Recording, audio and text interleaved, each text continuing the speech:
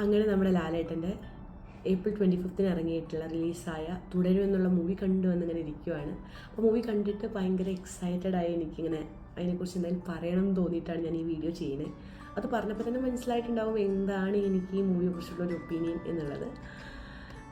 Like എന്താണ് ഈ മൂവിയെക്കുറിച്ച് ഒരു വരിയില്ല അല്ലെങ്കിൽ ഒറ്റ വാക്കിലൊക്കെ പറയാമെന്ന് ചോദിച്ചു കഴിഞ്ഞാൽ, കണ്ടടോ നമുക്ക് നഷ്ടപ്പെട്ടു പോയി എന്ന് കരുതിയ ആ ഓജസ്സും തേജസ്സും ഉള്ള ലാലേട്ടനെ നമുക്ക് വീണ്ടും ഈ മൂവിയിൽ തിരിച്ചു കിട്ടിയിട്ടുണ്ട്. അങ്ങനെ തരുൺ മൂർത്തി എന്ന് പറയുന്ന ഈ ഡയറക്ടർ നമ്മുടെ ആ ലാലേട്ടനെ നമുക്ക് തിരിച്ചു തന്നിരിക്കുകയാണ്. അങ്ങനെ വേണം പറയാൻ. സത്യം പറഞ്ഞു കഴിഞ്ഞാൽ ഡയറക്ടർ തരുൺ മൂർത്തിക്കൊരു ഹാറ്റ്സ് ഓഫ്. ഇത്രയും നല്ലൊരു മൂവി, ഇത്രയും നല്ലൊരു ലാലേട്ടൻ എക്സ്പീരിയൻസ് നമുക്ക് വീണ്ടും സമ്മാനിച്ചതിന്. മൂവിയെക്കുറിച്ച് ഞാൻ വളരെ ഡീറ്റെയിൽ ആയി കഥ ഒന്നും ടച്ച് ചെയ്യാൻ പോകുന്നില്ല, കാരണം ഒരു സ്പോയിലർ ആക്കാൻ ഉദ്ദേശിക്കുന്നില്ല. ഇറങ്ങിയിട്ട് 2 ദിവസമേ ആയിട്ടുള്ളൂ. അതായത് ലാലേട്ടൻ്റെ ഒരു പഴയകാല മൂവീസൊക്കെ, കുറച്ചൊരു പഴയ മൂവീസൊക്കെ എടുത്ത് നോക്കിക്കഴിഞ്ഞാൽ അതിൽ ലാലേട്ടൻ്റെ ചിരികൾക്കൊരു സ്പെഷ്യാലിറ്റി ഉണ്ട്. അതായത് പകയ്ക്ക് അല്ലെങ്കിൽ സങ്കടത്തിന്, സന്തോഷത്തിന്, നിസ്സഹായ അവസ്ഥയ്ക്ക് അദ്ദേഹത്തിൻ്റെ ഓരോ ചിരിയുണ്ട്. അത് നമുക്കൊരു ഡയലോഗ് പോലും ഇല്ലെങ്കിലും നമുക്ക് എന്താണ് അവിടെ ഉദ്ദേശിക്കുന്നത്, എന്താണ് അദ്ദേഹം അവിടെ പറയുന്നത് എന്നുള്ളത് നമുക്ക് കൺവേ ചെയ്യുന്ന ചില മുഹൂർത്തങ്ങളുണ്ട്. അതേപോലുള്ള ചിരികൾ, അതേപോലുള്ള ആ കണ്ണും ആളുടെ കവിൾത്തടങ്ങൾ പോലും അഭിനയിക്കുന്ന മുഹൂർത്തങ്ങൾ നമുക്ക് ഈ മൂവിയിൽ കാണാം. മലയാളികൾ സ്ക്രീനിൽ കാണാൻ ആഗ്രഹിക്കുന്ന ജോഡികളാണ് ശോഭന ലാലേട്ടൻ ജോഡി. ശോഭന മാമിൻ്റെ ഒരു ക്യാരക്ടർ ലാലേട്ടൻ കഥാപാത്രത്തിനോട് എത്രത്തോളം ചേർന്ന് നിൽക്കുന്നു എന്നുള്ളതും അത് എത്രത്തോളം ഈ കഥയെയും ഈ സിനിമയെയും സപ്പോർട്ട് ചെയ്തെന്നുള്ളതും വളരെ റെലവൻ്റാണ്. വളരെ ഇമ്പോർട്ടൻ്റ് ആയിട്ടുള്ളൊരു പാട്ടാണ് ശോഭന മാം ഇവിടെ ചെയ്തിട്ടുള്ളത്. അത് എന്താ പറയുക, ആളുടെ ആ ഒരു നോട്ടം, എന്തുകൊണ്ട് വൈ ശോഭന മാം എന്നുള്ള ചോദ്യത്തിന് നമുക്ക് ആളുടെ ഓരോ നോട്ടങ്ങൾ തന്നെ മറുപടി തരുന്നുണ്ടെന്ന് എനിക്ക് തോന്നുന്നു. ഓരോ സന്ദർഭത്തിലും അത്രയും പവർഫുള്ളായിട്ടുള്ള ആ ഒരു ഷാർപ്പായിട്ടുള്ള നോട്ടം, ഒരു ഡയലോഗ് പോലും വേണ്ട, ലൈക്ക് അത്രയും ബ്രില്യൻ്റ് ആയിട്ടുള്ള ഒരു ആക്ട്രസ്സാണ് അവർ. അതിവിടെ അവരെത്ര ഫിലിംസ് നിന്ന് ബ്രേക്ക് എടുത്താലും അത്രയും ഫ്രീക്വൻ്റ് ആയിട്ട് മൂവീസ് ചെയ്തില്ലെങ്കിലും ഒക്കെ ആളുടെ ആ ഇൻബോൺ ആയിട്ടുള്ള ടാലൻറ്റ് അവിടെ തന്നെ ഉണ്ടാവും എന്നുള്ളതിൻ്റെ എക്സാമ്പിൾ തന്നെയാണ് ഈ മൂവി.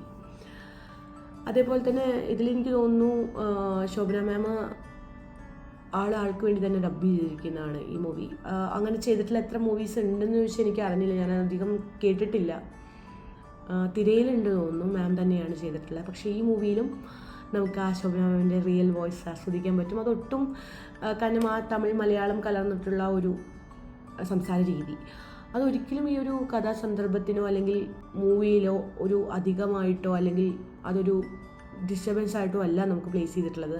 വളരെ ആപ്റ്റായി ആ മൂവിയോട് ചേർന്ന് നിൽക്കുന്ന, ആ കഥയ്ക്ക് ചേർന്ന് നിൽക്കുന്ന തരത്തിൽ അത് യൂസ് ചെയ്തു എന്നുള്ളതാണ്. അങ്ങനെ അതേപോലെ തന്നെ നമുക്ക് പറയുവാണെങ്കിൽ ഇവിടെ ഞാൻ ചില ഡയറക്ടർ റെഫറൻസുകളാണ് പറഞ്ഞു വയ്ക്കാൻ ഉദ്ദേശിക്കുന്നത്. അതൊരിക്കലും സ്പോയിലർ ആകരുതെന്ന് എനിക്ക് താല്പര്യമുണ്ട്.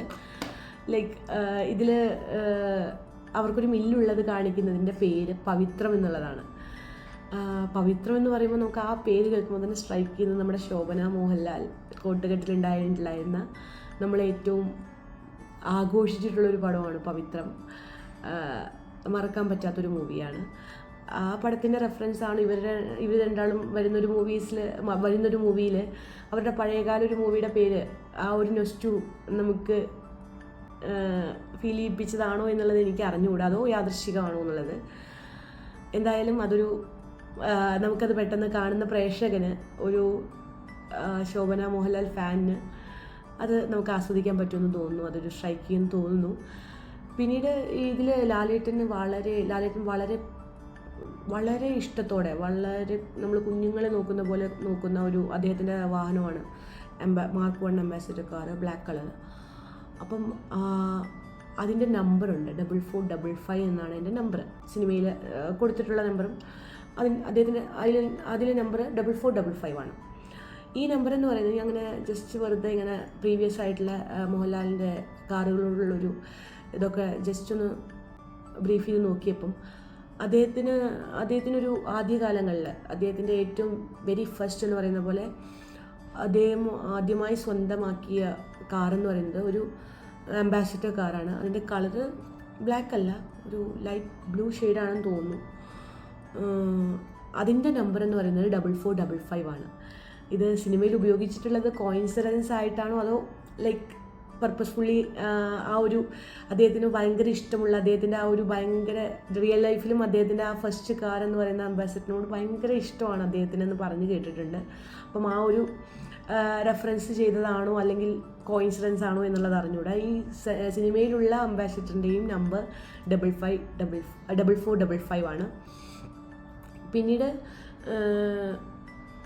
ആ ഒരു കാലഘട്ടത്തിൽ ഈ ഒരു ഫസ്റ്റ് അദ്ദേഹം ഈ കാറ് സ്വന്തമാക്കി, ഈ അംബാസഡർ കാറ് സ്വന്തമാക്കുന്ന ആ കാലഘട്ടത്തിൽ അദ്ദേഹത്തിൻ്റെ ഡ്രൈവറായിട്ടുണ്ടായിരുന്ന ഷൺമുഖം എന്ന് പറയുന്ന ഒരാളായിരുന്നു അദ്ദേഹത്തിൻ്റെ ഡ്രൈവർ. ഇപ്പോഴും അദ്ദേഹത്തിൻ്റെ ഒരു കുടുംബാംഗം തന്നെയായിട്ട് തന്നെയായിട്ടാണ് അദ്ദേഹം കൺസിഡർ ചെയ്യപ്പെടുന്നത് എന്നുള്ളതാണ് അറിയുന്നത്. അപ്പം ആ പേര് തന്നെയാണ്, ആ ഒരു ഷൺമുഖം എന്നുള്ള പേരാണ് മോഹൻലാലിൻ്റെ കഥാപാത്രത്തിന് ഈ മൂവിയിലുള്ളത്. അതും കോയിൻസിഡൻസ് ആണോ അതോ ഈ ഒരു റെഫറൻസ് ആണോ എന്നുള്ളത് അറിഞ്ഞുകൂടാ. ഇങ്ങനെ നോക്കിയപ്പം അയാളുടെ ഒരു ഷൺമുഖം എന്നുള്ള ആ ഡ്രൈവറെ കുറിച്ചൊക്കെ ഒന്ന് ജസ്റ്റ് നോക്കിയപ്പം ആളുടെ പേര് ഷൺമുഖമാണെന്നാണ് കണ്ടത്. അതാണ് ലാലേട്ടൻ ഈ ഒരു മൂവിയിലും കഥാപാത്രത്തിൻ്റെ പേരായിട്ടുള്ളത്. എന്തായാലും പിന്നെ ഈ ഒരു നായകനുണ്ടാകുമ്പോൾ പ്രതിനായകൻ ഉണ്ടാവുമല്ലോ, കഥയുടെ പ്രോഗ്രസ്സിന് വേണമല്ലോ. അപ്പോൾ ആ റോള് അനായാസമായിട്ട് വളരെ അടിപൊളിയായി ചെയ്തു വെച്ചിട്ടുള്ളൊരു ആളാണ്. ആൾ ന്യൂ ഫേസാണ്, നമ്മുടെ പ്രകാശ് വർമ്മ എന്ന് പറയുന്ന ആള് അഡ്വർടൈസിങ് ഡയറക്ടറാണെന്നാണ് നമ്മുടെ പണ്ട് ഫേമസ് ആയിട്ടുള്ള ഡോക്യുമെൻ്റ് പരസ്യമൊക്കെ ചെയ്തിട്ടുള്ളത് പുള്ളിയാണ്.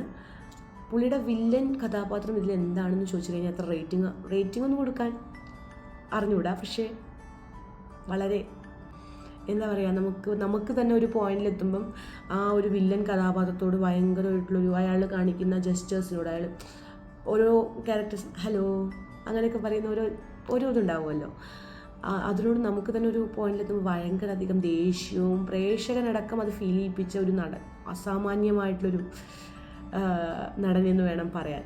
ഫസ്റ്റ് മൂവിയിലൊക്കെ എങ്ങനെ ചെയ്തു വയ്ക്കാൻ പറ്റുന്നതെന്നുള്ളത് ചോദിക്കുന്നത് വളരെ നിർണായകമായിട്ടിങ്ങനെ ചിരിച്ചുകൊണ്ട് ഇങ്ങനെ കഴുത്തിറക്കുന്ന രീതിയിലുള്ള വളരെ നല്ല രീതിയിൽ, അതായത് ഓവറായിട്ട് കാണിച്ചു കഴിഞ്ഞാൽ നമുക്ക് ഇറിറ്റേഷനും വെറുപ്പും ഇറിറ്റേഷനാവും, മൂവി നമുക്ക് ആസ്വദിക്കാൻ പറ്റില്ല. പക്ഷേ ഇത് കറക്റ്റായിട്ട് വളരെ ആപ്റ്റായിട്ട് ചെയ്തു വെച്ചേക്കുന്നു എന്നുള്ള, ലാലേട്ടനോടൊപ്പത്തിനൊപ്പം നിൽക്കുന്ന വില്ലൻ. അതുപോലെ ബിനു പപ്പു ചെയ്ത റോള്, ബിനു പപ്പുവും അതെ, നമുക്ക് ബാക്കിയുള്ള ബിനു പപ്പുവിൻ്റെ മൂവീസൊക്കെ കാണുമ്പോൾ ബിനു പപ്പുവിനോട് ലൈക്ക് ആളോട് വെറുപ്പ് തോന്നുന്ന തരത്തിലൊന്നും നമുക്ക് തോന്നിപ്പോയില്ല. പക്ഷെ ഇതിൽ നമുക്ക് ഇയാളോടക്കം ആ ഒരു ഇത് തോന്നും, അമർഷം തോന്നും. ലൈക്ക് അതേപോലെ തന്നെ ബാക്കി കഥാപാത്രങ്ങൾ ചെയ്ത എല്ലാവരും, ഈ മൂവിയുടെ പാട്ടായിരിക്കുന്ന എല്ലാവരും അവരവരുടെ റോള് വളരെ ഗംഭീരമായി ചെയ്തു വെച്ചു എന്ന് വേണം പറയാം. അല്ലെങ്കിൽ ഈ മൂവി നമുക്ക് ആ അത്രയും ഫുള്ളസ്റ്റായിട്ട് എക്സ്പീരിയൻസ് ചെയ്യാൻ പറ്റില്ല. അതേപോലെ തന്നെ ഇതിൻ്റെ മ്യൂസിക്കാണ് പിന്നെ എടുത്തു പറയേണ്ട ഒരു കാര്യം. മ്യൂസിക് എന്ന് പറഞ്ഞു കഴിഞ്ഞാൽ ഒരു ലൈക്ക് ആ വേണ്ട സ്ഥലത്ത് വേണ്ട സമയത്ത് ആ ഒരു കറക്റ്റ് മൊമെൻറ്റിൽ പ്ലേസ് ചെയ്യുന്ന രീതി, അത് അടിപൊളിയായിട്ടുണ്ട്. അതുപോലെ തന്നെ ഓരോ പാട്ടും ഓരോ തരത്തിലുള്ള പാട്ടുകളാണ്. ഒന്നൊന്നിനോട് കമ്പയർ ചെയ്യാൻ പറ്റാത്ത പാട്ടുകൾ, അതും ഒന്നിനൊന്നും മികച്ച രീതിയിലുള്ള പാട്ടുകൾ. അപ്പം ആദ്യം നമ്മൾ കുറേ മുന്നേ റിലീസായിട്ടുള്ള പാട്ടാണ് എന്തൊരു ചേലാണ് പറഞ്ഞിട്ടുള്ള ആ ഒരു ശ്രീകുമാർ സാറ് പാടിയിട്ടുള്ള പാട്ട്. ആ പാട്ട് എനിക്ക് അതിന് പല പാട്ടുകളുമായിട്ടുള്ള ഒരു സാമ്യവും ഒക്കെ പറഞ്ഞ് കുറേ ട്രോളുകളൊക്കെ വന്ന് കണ്ടു. പക്ഷേ വളരെ മികച്ചൊരു പാട്ട്, അത് നമുക്ക് ഫീൽ ചെയ്യും. ആ പാട്ട് കേൾക്കുമ്പോൾ തന്നെ നമുക്ക് ഭയങ്കര ആ ഒരു സന്ദർഭത്തിന് ആ പാട്ടിനേക്കാൾ മികച്ചതായിട്ട് ഈ ഒരു പാട്ടുണ്ടോ വെച്ച് കഴിഞ്ഞാൽ ഇല്ലയെന്ന് വേണം നമുക്ക് പറയാൻ. അത്രയും നന്നായിട്ട് നമുക്ക് ആ പാട്ട് ആസ്വദിക്കാൻ, ആ കഥയെ നമുക്ക് ആസ്വദിക്കാൻ ഈ പാട്ട് എത്രത്തോളം ലൈക്ക് ഗുണം ചെയ്തിട്ടുണ്ടെന്നുള്ളത് നമുക്ക് ആ മൂവി കാണുമ്പോഴാണ് മനസ്സിലാവുക. നല്ലൊരു മൂവി, നല്ലൊരു നല്ല പാട്ടുകൾ, അങ്ങനെ നമുക്ക് നന്നായൊരു തിയേറ്റർ എക്സ്പീരിയൻസ് ചെയ്യാൻ പറ്റിയൊരു മികച്ചൊരവസരം. ഇത്രയേ ഉള്ളൂ. ഇനിയും ഇത്തരത്തിലുള്ള മൂവികൾക്കായിട്ട് നമ്മളിങ്ങനെ കാത്തിരിക്കുകയാണ്. ഇനിയും ഇത്തരത്തിലുള്ള മൂവികൾ ഉണ്ടാവട്ടെ, അത് തുടരട്ടെ എന്നുള്ളത് നമുക്ക് പ്രാർത്ഥിക്കാം. ഇതിൽ ലാലേട്ടൻ പറയുന്നൊരു ഡയലോഗുണ്ട്, ഈ കാട്ടാനകൾ കൂട്ടത്തോടെ അവർ ഫാമിലിയായിട്ട് ഇറങ്ങുമ്പം പ്രശ്നമില്ല, പക്ഷേ അത് ഒറ്റയാനായിട്ട് അത് ഒറ്റയ്ക്ക് ഇറങ്ങുമ്പോഴാണ് നമ്മൾ പേടിക്കേണ്ടത്. അതിന് ആ ആനകളെ നമ്മൾ പല സന്ദർഭങ്ങളിലും ആദ്യം തുടക്കത്തിൽ അവർ 4 ആനകളായിട്ട് കാണിക്കുന്നു. ഞാൻ എന്താണ് കൂടുതൽ സ്പെസിഫൈ ചെയ്തത് കഥയെക്കുറിച്ചൊരു ഐഡിയ കിട്ടണ്ട എന്നുള്ളത് കൊണ്ടാണ്. പിന്നീട് ആനകളെ ഒറ്റയ്ക്കായിട്ട് കാണിക്കുന്ന ഒരു സന്ദർഭമുണ്ട്.